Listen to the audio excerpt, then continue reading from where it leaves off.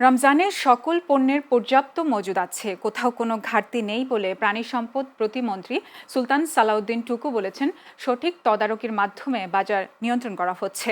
শুক্রবার দুপুরে টাঙ্গাইলে জেলা প্রশাসক, পুলিশ সুপার সহ বিভিন্ন কর্মকর্তাদের সাথে মত বিনিময় সভা শেষে সাংবাদিকদের এসব কথা বলেন তিনি আরও বলেন, রাজধানী ঢাকার গুরুত্বপূর্ণ 25টি জায়গায় ন্যায্য মূল্যে নিম্ন আয়ের মানুষের প্রোটিনের চাহিদা পূরণ করতে মাংস, দুধ, ডিম বিক্রি করা হচ্ছে।